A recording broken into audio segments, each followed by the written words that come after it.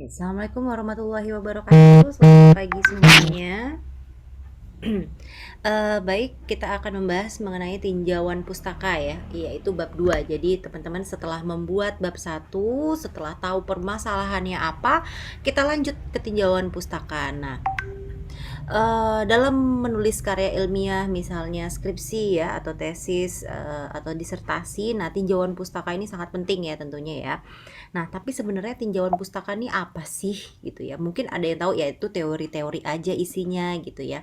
Nah, oke, sebelum kita masuk ke langkah-langkah membuat atau menyusun tinjauan pustaka, kita harus tahu dulu nih tinjauan pustaka ini apa gitu ya. Jadi tinjauan berarti tinjauan ini peninjauan atau apa ya, pengulangan, pemahaman kembali ya mengenai apa, mengenai literatur yang sangat relevan ya kan, atau yang terkait ya tentunya dengan penelitian yang dilakukan. Jadi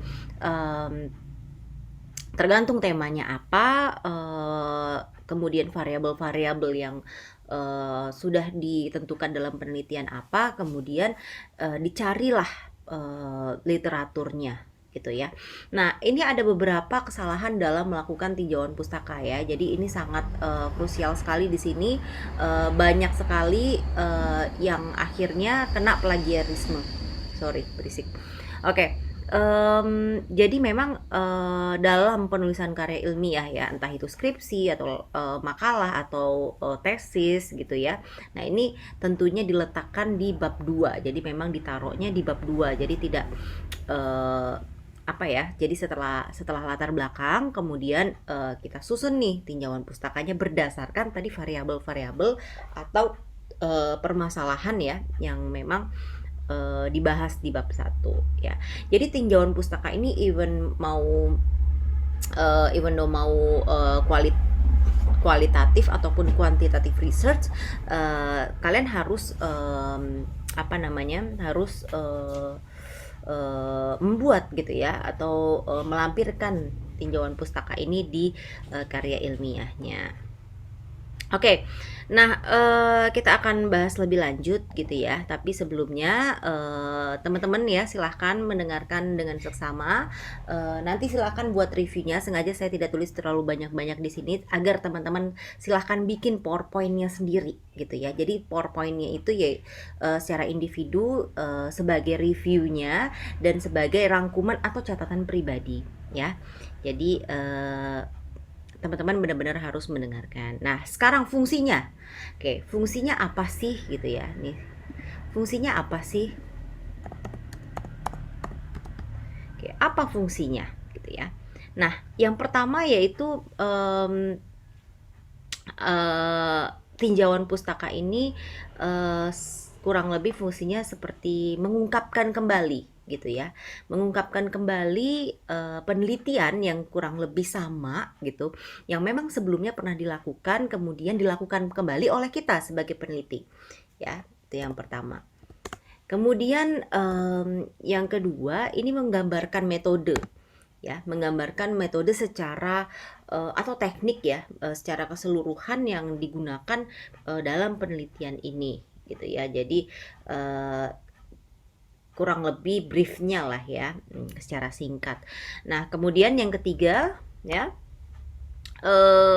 ini menjadi sumber data ya pastinya ya, menjadi sumber data untuk melakukan observasi lebih lanjut, melakukan wawancara atau melakukan kuesioner ya, menyebarkan kuesioner. Nah, ini atau membuat skala. Nah, ini menjadi sebuah sumber data atau literatur yang mungkin akan berguna nantinya bagi peneliti gitu ya. Nah, jadi tahu dulu nih gitu secara garis besar itu seperti apa. Oke, nah ini menjadi sebuah ciri khas tentunya ya. Ini menjadi ciri khas bagi peneliti.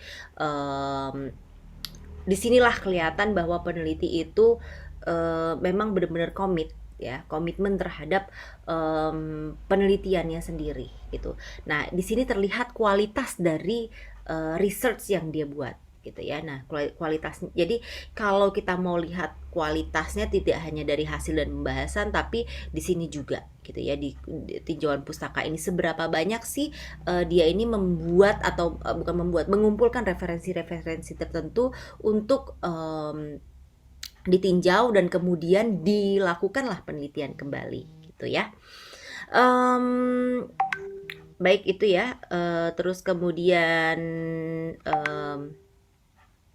yang kelima ya. Nah, ini juga kita juga memahami sejarah dari atau sejarah atau penelitian-penelitian yang sebelumnya, dan mungkin kita nantinya bisa apa namanya, mengambil ya titik terang gitu ya terhadap penelitian yang memang pernah dilakukan dan dari awal sampai sekarang. Jadi ada titik terangnya gitu. Oke, paling itu saja fungsinya ya. Nah, ada hal yang paling penting lagi, kita masuk ke bagian ya. Nah, ini ada part-partnya. Oke, ya. Nah, partnya itu ada 3 part. Yang pertama adalah pendahuluan ya. Jadi kalau misalnya kita lihat ya, ini misalnya contohnya saja. Saya buatkan di sini ya, pendahuluan, kemudian ada pembahasan ya, pembahasan, dan yang terakhir adalah kesimpulan ya. Ya. Oke. Nah, ini adalah part-part dari atau bagian-bagian penting ya dari tinjauan pustaka. Loh, kok tinjauan pustaka ada kesimpulannya, ada pendahuluannya, ada pembahasannya? Nah, kita bahas satu-satu. Oke, ini bisa dilihat ya. Maksudnya nih, misalnya ini contohnya ini beginilah ya. Oh, nggak usah di sini, sorry. Misalnya kita buat dokumen aja ya, dokumen kosong ya. Contohnya teori A ya, ini teori A dan seterusnya, ini panjang ya. Terus nanti kemudian kita buat ini lagi sampai sini ya.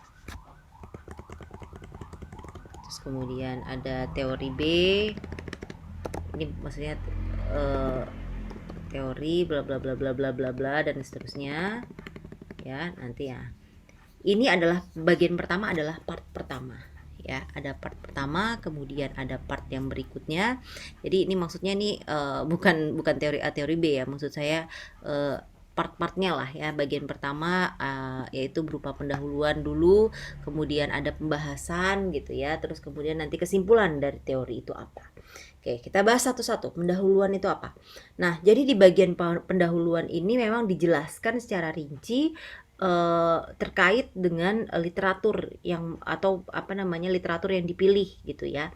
Nah, ini diuraikan gitu ya. Jadi pengelompokan metode-metode ini itu didasarkan pada topiknya, pada metodenya, terus periode dari penelitian yang pernah dilakukan juga dijelaskan gitu ya. Jadi pendahuluan secara umum saja gitu ya. Ini dia. Terus kemudian ada pembahasan. Nah, pembahasan ini tuh tentang uraian ya. Jadi kayak misalnya teori A, terus kemudian yang tadi pendahuluan tadi ya, sesuai dengan briefnya biasanya tuh di awal gitu ya, di awal sekali. Terus kemudian apa namanya, di awal sekali itu ada singkat ya, mengenai teori singkat, misalnya pengertian A, pengertian B, pengertian C gitu ya. Terus kemudian menurut A, menurut teori menurut B pengertian ini apa, menurut C pengertian ini apa gitu ya. Nah, itu secara umum. Jadi teman-teman harus bisa merangkai sebuah kalimat yang memang mencerminkan atau yang mencantumkan ya nama dari si yang mengatakan teori tersebut gitu. Oke.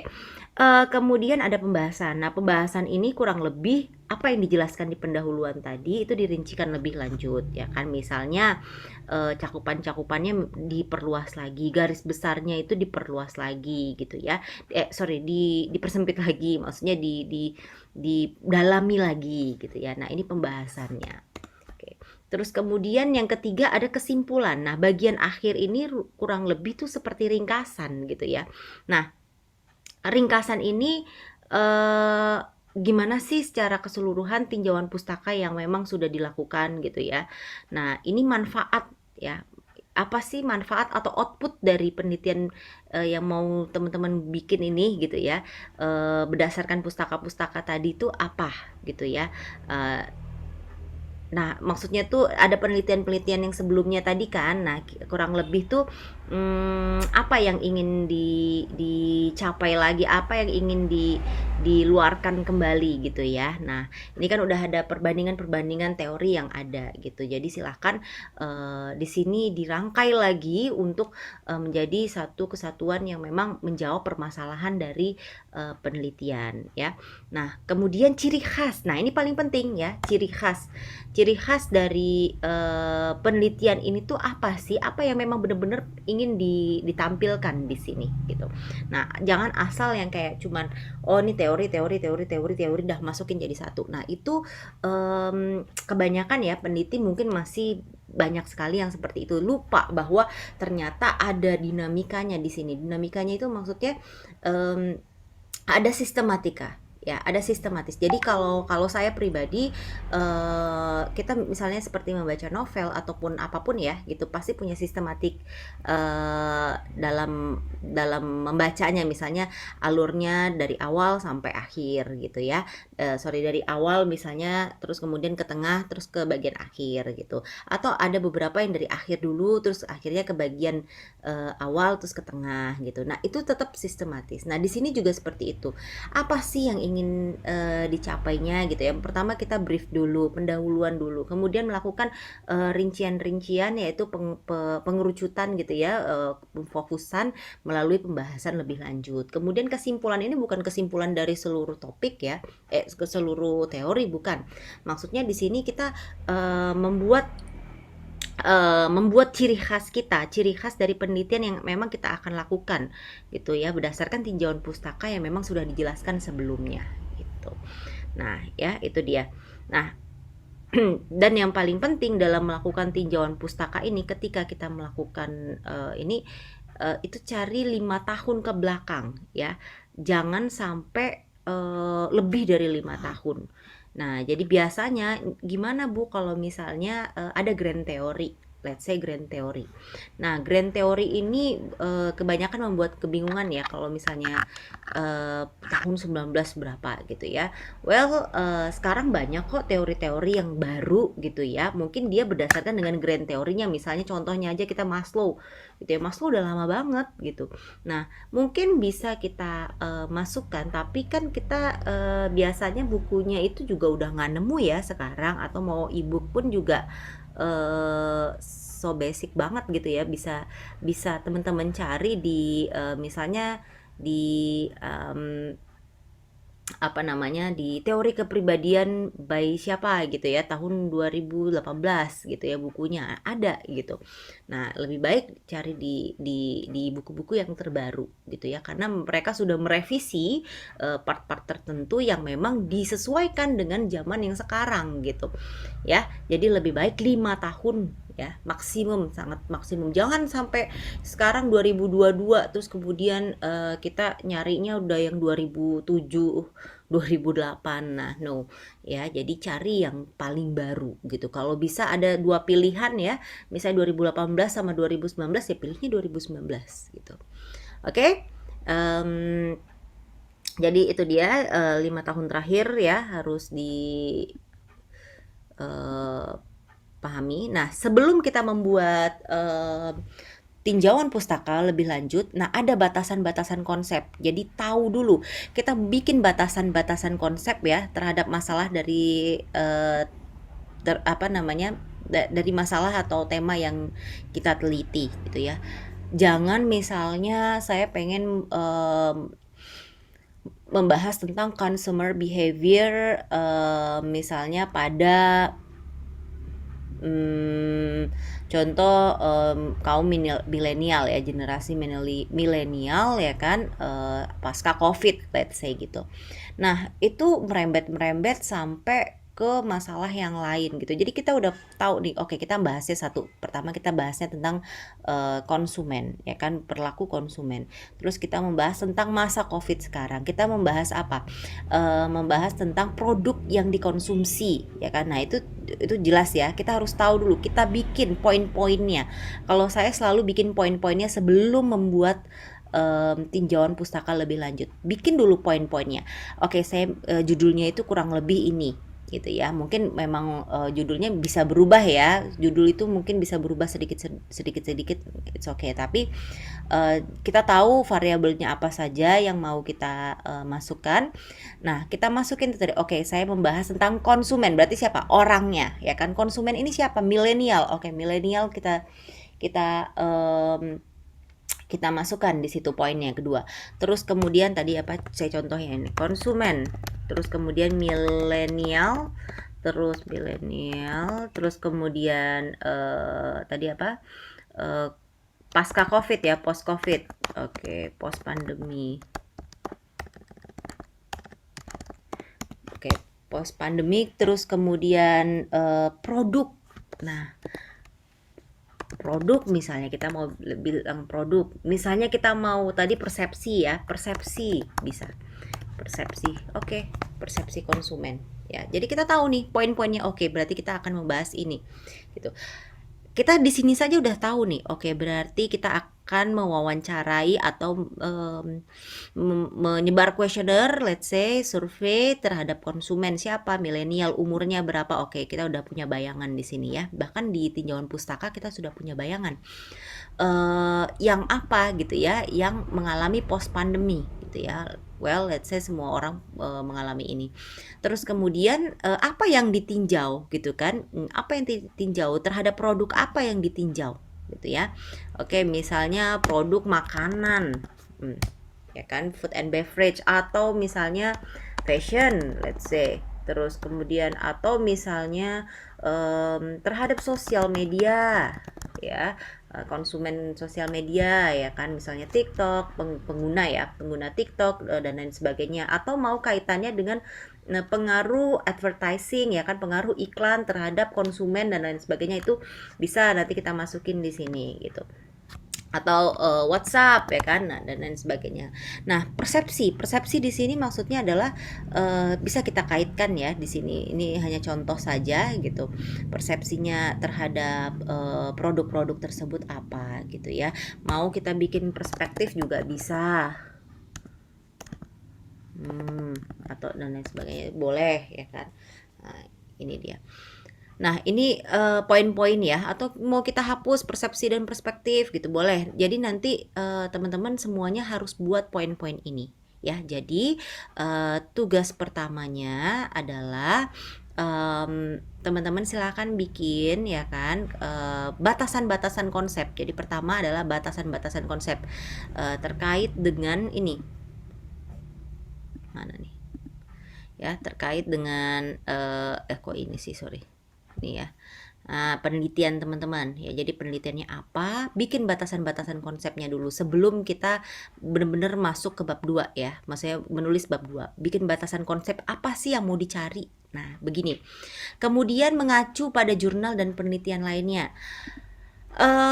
Ini sangat penting ya. Jadi coba teman-teman cari aja, searching ya, cara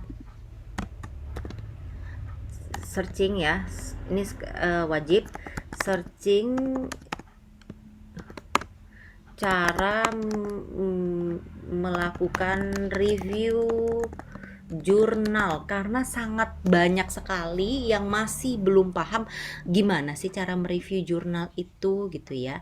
Nah, mereview jurnal itu bukan yang saya banyak menemukan dari teman-teman, misalnya dari awal cuman judul terus kemudian kesimpulan ya, habis itu udah gitu, enggak. Jadi ada judul, nanti deh saya kirimin deh ya, ada tuh di webnya itu contohnya untuk review jurnal, bukan di web, di tulisan orang lain ya, di blog orang lain, dan itu cukup bagus ya salah satunya. Nah nanti saya tuliskan gitu ya, saya cantumkan linknya.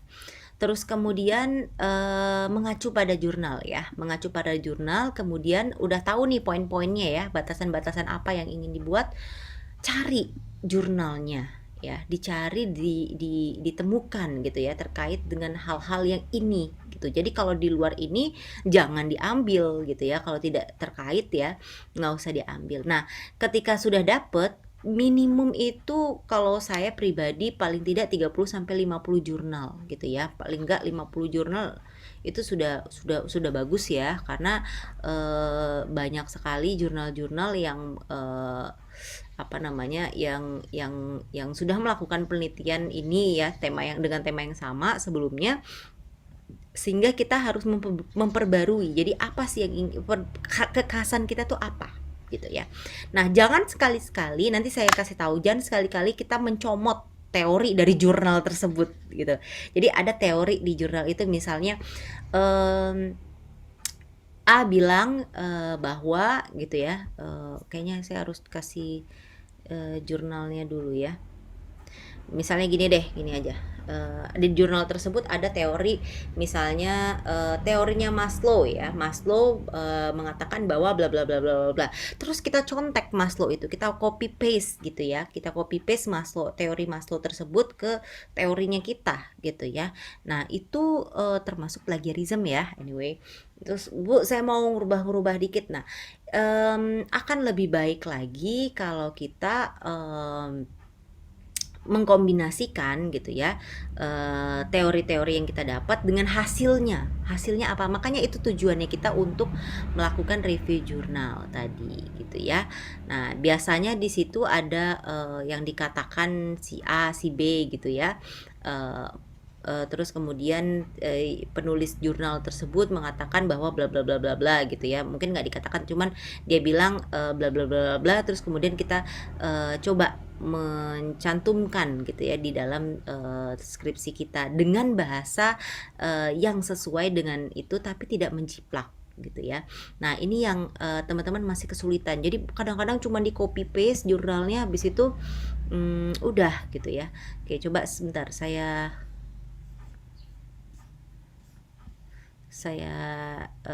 coba cari dulu ya.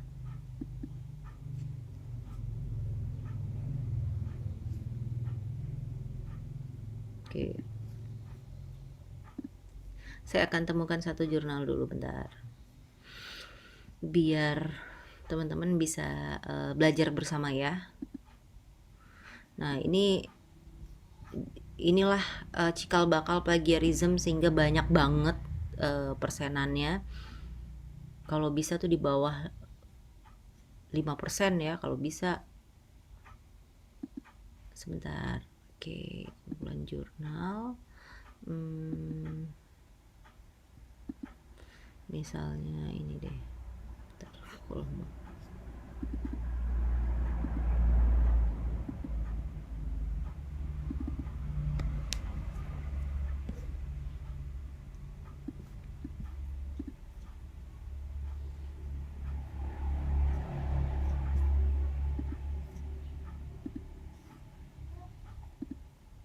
baik. Nah, ini ya, ada compulsive buying ya. Nah, ini karakteristik of addiction, let's say ya. Nah, di sini kan banyak nih ya, dia bilang ini jurnalnya lumayan bagus ini, jurnalnya. Oke, misalnya di sini dia bilang clinical characteristic ya kan. Nah, dia bilang bla bla bla bla bla di sini ya. Compulsive buyers are obsessed with buying, and they display repetitive irresistible bla bla bla bla bla bla bla titik ya kan. Nah, ini katanya siapa? Ya. Nah, ini adalah yang dibilang oleh si ini ya, Afif dan teman-teman ya kan. Nah, sedangkan ya kan yang suka diambil adalah compulsive buyers often buy clothes bla bla bla bla bla bla bla ya kan, sampai ini akhirnya kita nyontek si punya dianya ini gitu ya. Nah, yang seharusnya dilakukan adalah mengkombinasikan ya. Ini saya pernah ikut seminar tinjauan pustaka kebetulan. Terus kemudian ini menjadi isu juga gitu ya bagi seluruh peneliti bahwa asal comot-comot aja sebenarnya yang harusnya dilakukan adalah kita menambahkan gitu ya. Kita menambahkan referensi dari beberapa topik gitu beberapa referensi, contohnya compulsive buyer often buy clothes ya kan. Nah, ini mungkin dari kata siapa? Dari Kukar ya kan. Terus kemudian from famous designer ya kan. Nah, kata siapa ini kok dari famous designer? Katanya si ini gitu ya. Nah, itu lebih baik dilakukan seperti itu gitu ya. Itu ada ininya lah tipe-tipenya gitu. Atau mau seperti ini juga boleh, tapi do not copy paste ya kan the sentence. Jangan copy paste sentence-nya, jangan copy paste langsung semuanya jebret kita masukkan gitu. Maka ini akan tentunya ya ini akan terdetek sebagai plagiarism ya, plagiat pasti. Nah, Bu, saya rubah dikit-dikit gitu kan, apakah nantinya akan apa namanya maknanya akan berubah? Yes, bisa jadi ya kan. Nah, disinilah harus hati-hati. Makanya akan lebih baik tadi yang saya bilang dicari ini satu sentence ini ya kan, kira-kira apakah benar nih ini, ada nggak yang orang lain yang bilang ini juga gitu ya. Nah, mungkin bisa kita rubah jadi satu sentence ya yang ini ini mungkin lebih baik seperti ini gitu ya. Tar saya cari.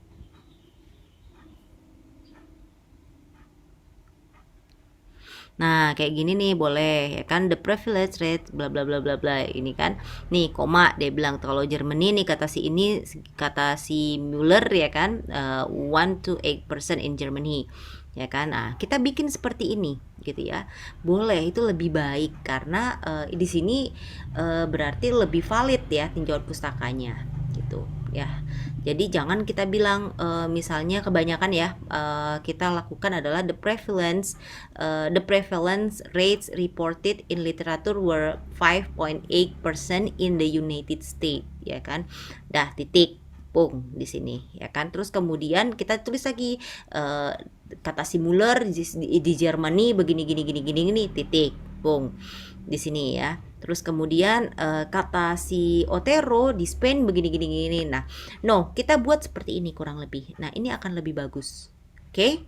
Jadi dalam satu paragraf atau dalam satu sentence memang panjang gitu ya, cuman di sini sangat bermakna gitu ya. Kita jadikan satu.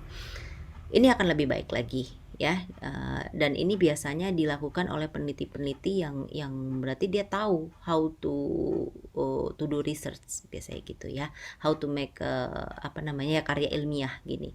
Oke,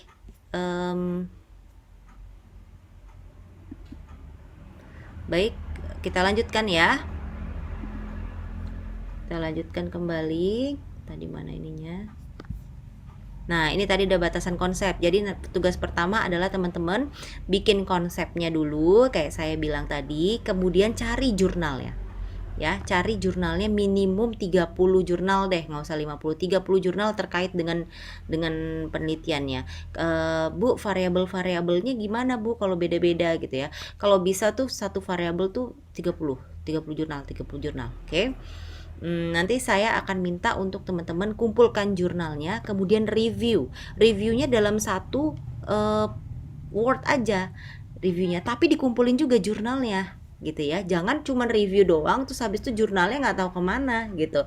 Nah, jadi nanti saya akan minta teman-teman untuk mengirimkan link apa namanya tugas yang kedua ya. Tadi udah ini tugasnya adalah link drive ya, link drive. Terus kemudian isinya 30 jurnal minimal ya, minimal terkait dengan penelitiannya ya, itu ya. Dan satu dokumen atau Word ya, dokumen atau Word atau PDF boleh ya, review hasil ya, review 30 jurnal tersebut. Oke. Nah, nih. Nah, ini nanti teman-teman kumpulkan ya ininya. Jadi nanti akan saya tulis di sini adalah link Google Drive ya. Nanti ada ininya. Link Google Drive terkait dengan jurnal dan review jurnal. Oke, next penelitian terdahulu. Nah, ini tadi sudah saya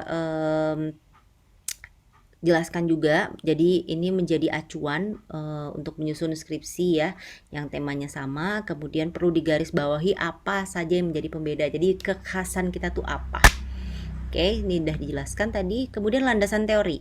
Nah, ini berisi teori-teori yang digunakan, mengkaji teori tersebut dari beberapa sumber ya. Jadi tidak hanya satu sumber dan harus dapat diuji. Ya, tadi sudah dijelaskan. Nah, pertanyaan basic sekali, teori itu apa? Gitu ya. Nah, ini seperangkat konsep, tadi konsep, definisi, proposisi yang berfungsi untuk memelihara fenomena secara sistematik ya melalui spesifikasi hubungan antara variabel sehingga berguna untuk menjelaskan dan meramalkan fenomena ya. Udah jelas ya.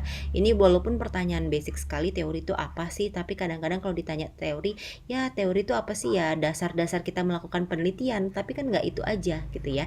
Nah, inilah makna dari teori. Kemudian kerangka berpikir, bentuknya ini berupa bagian awal penelitian hingga akhir penelitian, ya kan? Nah, tadi yang saya jelaskan ada pendahuluan, ya, kerangka berpikirnya itu ada part-partnya. Pendahuluan, pembahasan, kemudian kesimpulan. Nah, bagian awal sampai akhir dari penelitian. Nah, ini perlu dijelaskan ya di tinjauan pustaka.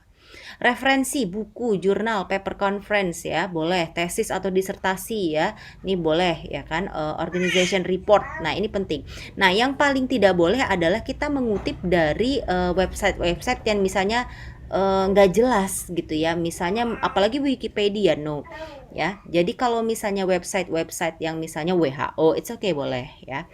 Atau misalnya organisasi-organisasi yang besar ya memang bisa dipertanggungjawabkan, misalnya berdasarkan penelitian Bank Indonesia, berdasarkan dengan hasil apa namanya tuh misalnya BMKG gitu ya, kita mau ada hubungannya dengan BMKG, Bank Indonesia, atau misalnya dari lain sebagainya yang memang itu organisasi yang bisa dipertanggungjawabkan, boleh cantumkan ya. Sitasi, nah ini adalah kutipan langsung dan kutipan tidak langsung. Oke, silahkan bikin. Jadi nanti tugasnya itu ada 2 tadi ya.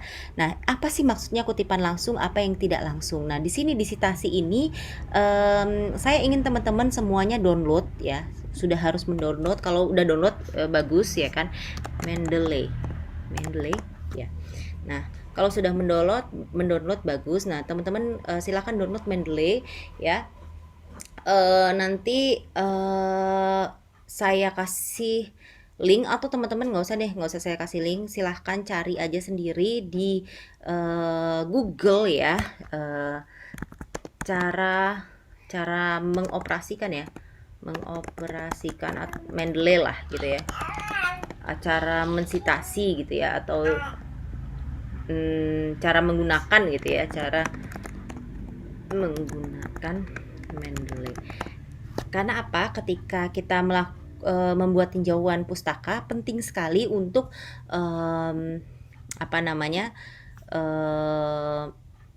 melakukan sitasi ya dari awal. Nah, ini saya contohkan juga sitasi Mendeley yang saya buat.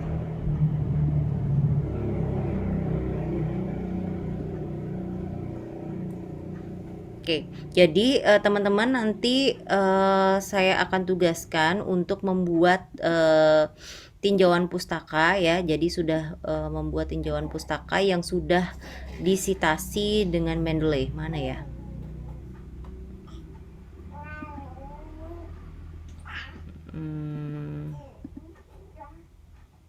Sebentar. Oke, bentar ya. Kok nggak ada?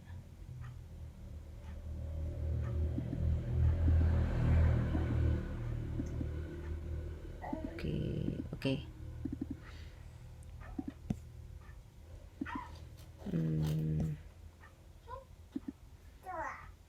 Bentar, kayaknya nggak respon ini ya. Oke, respon dia. Saya coba share screen lagi ya. Baik. Nah, ini adalah salah satu contoh ya. Ini karena banyak editannya ya. Oke.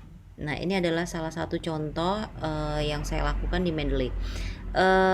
Contohnya gini, karakteristik ya kan. Nah, ini saya ambil secara keseluruhan, ini beda-beda ya saya ambilnya. Nah, ini gaya berpikir ya kan, pendekatan gaya berpikir ya kan. Nah, ini menurut Herman.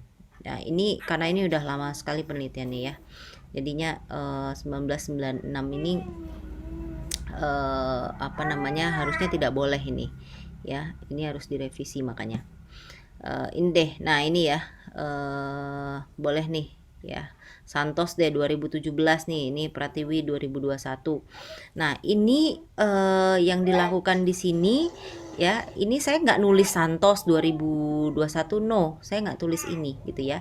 Tapi saya melakukan references di sini, references Mendeley ya. Jadi contohnya gini ya, saya mau mensitasi ini ya kan, menggunakan apa style ya. Nih apa style di sini teman-teman bisa lihat di referensinya.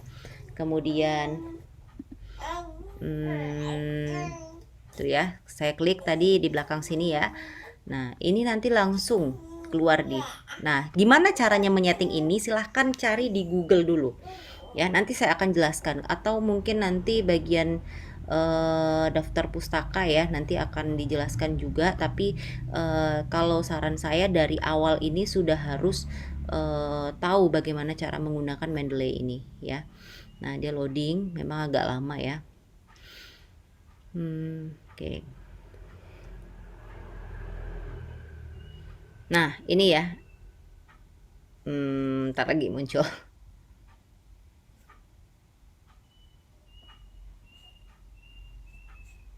Oke, mana ya?